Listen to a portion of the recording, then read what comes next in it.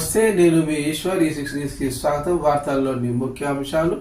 BRS MLC మాట్లాడుతూ తనను jail పాలు చేసిన వారికి వడ్డీతో సహా చెల్లిస్తారని జైలు నుంచి బయటకు వచ్చిన తర్వాత కల్వకుంట్ల కవిత భారీ స్టేట్మెంట్ ఇచ్చారు.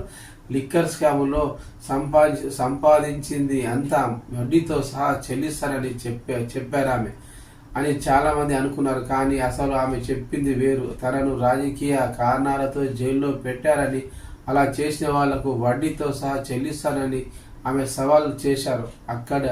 అక్కడ అసలు విషయం ఏమిటంటే, ఎవరికి సవాల్ చేస్తున్నారో చెప్పే ధైర్యం చేయలేకపోయారు. రేవంత్ రెడ్డిని డ్రాప్ చేసి అరెస్టు చేసినప్పుడు ఆయన నేరుగా సవాల్ చేశారు. ఇలాంటి సవాళ్ళు ప్రత్యర్థుల ఎవరో తెలుసుకొని ధైర్యంగా వారి పేరుతో సవాల్ చేస్తారు.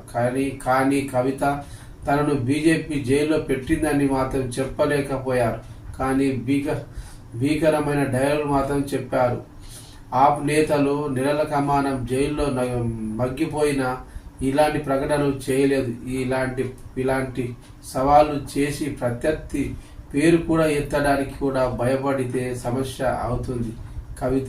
కవితే కాదు, బీఆర్ఎస్ నుంచి ఎవరు బీజేపీని పల్లెత్తు మాట అనే పరిస్థితి ఇప్పుడు లేదు.